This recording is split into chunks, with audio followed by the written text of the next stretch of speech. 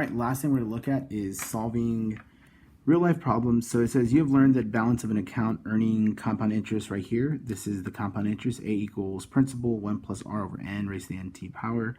As the frequency n of compounding approaches positive infinity, the compound interest formula approximates the following formula. So kind of taking Euler's and putting this to use.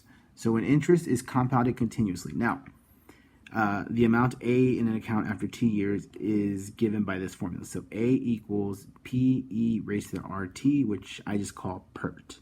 So once again, going through the same things, P does not change. P is still your principal amount. That's your initial amount. R is the annual interest rate expressed as a decimal, and T is time. Okay. How do I know when to use Pert versus the compound interest formula?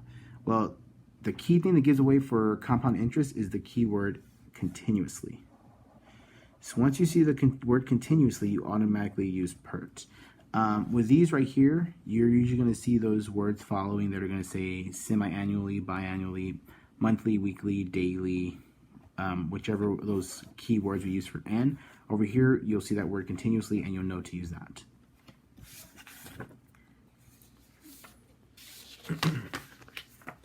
All right, so the first example I have is this. You deposit $5,000 in an account that pays 2.25% annual interest. Find the balance after 5 years when the interest is compounded quarterly. Okay. Let's change this because we're talking about, this should be continuously. So I will update this in the notes before I send it out, but this should be continuously. Sorry about that. Okay, so for this one here, we have A, P, E is always E, R, and T. So you deposit $5,000 in the account. That's my initial principal amount, so that's $5,000 right here. That pays 2.25% annual interest. So we have P and R. And once again, we move this 2 to the left to make it a decimal, so 0.0225. So this is by percent, this is my actual decimal. Find the balance after 5 years. So that's 5. And we're looking for A again. So A equals principal amount. We're using continuously, so that keyword right there is continuously.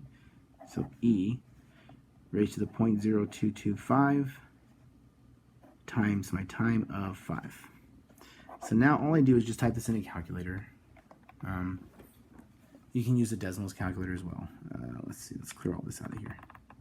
So 5,000, Euler, 0.0225, control enter. Once again, I always go up there because that number could change. 361, which is 36, so it is right. So that's $5,595 and 61 cents.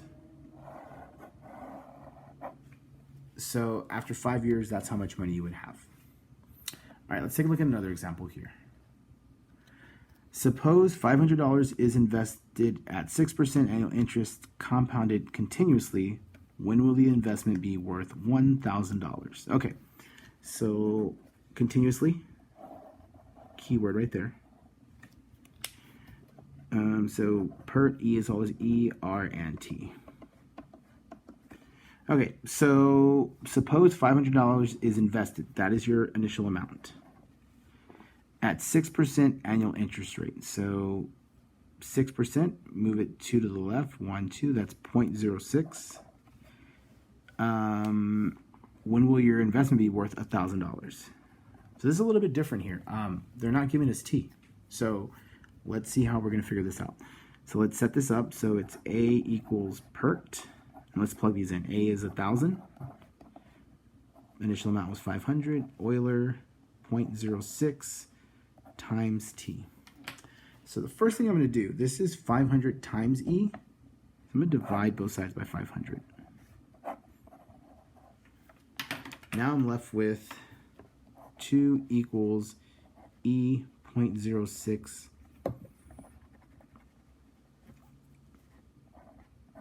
T. Okay, at this point here, I'm going to go to the calculator. So I'm going to show you 2 ways.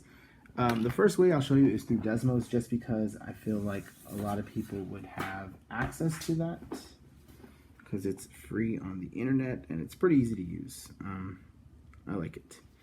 So let me show you what this looks like. So here it is. I'm going to put 2 in first. So in the first one, I'm going to type y equals 2.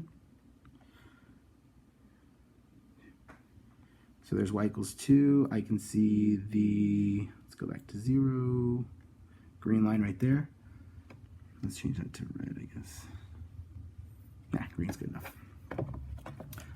From here, e to the 0.06t, so y equals, so I'm going to change the alpha to e. I don't know how to raise it. Probably should learn that, but, oh, there it is, a to the b. 0.06, and I don't know what t is, so I'm going to put x. And then now we can see that there's a green and a purple graph. So I'm just going to keep going and going. And right there, I can see they intersect. So if you can see that intersection right there, let me move it here. I'm going to tap it where I think it's intersecting. And you can see a dot form. So let me zoom in a little bit closer. So I tap again. And I see 11 point, sorry, let's do that again. I see 11.552. So what that means in approximately, in the context of the situation, so let's approximate it first. So t was approximately 11.552, so we'll leave it as 11.55, and this is years, right? Yeah. So in approximately 11.55 years, if you deposit $500, you will reach 1,000. Now, just to verify that, we're going to put this in the calculator.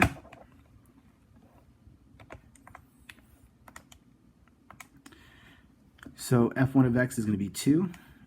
Enter tab. E to the 0.06x, enter. So once again, I can see that it's to the right, so I'm just grabbing and scrolling. Once again, to find that intersection, it's, let's move some of this out of the way. So I'm just gonna hold this thing and grab it and move some of this out of the way because it's just in the way there. All right, so we're gonna do menu 6.4, that's the intersection. I start from the left, click it, scroll through till it says intersection, and I see it right there. And what you'll notice is it says 11.6 because it took 11.55 and it rounded it. So both answers are good. 11.55 years, approximately 11.6 years.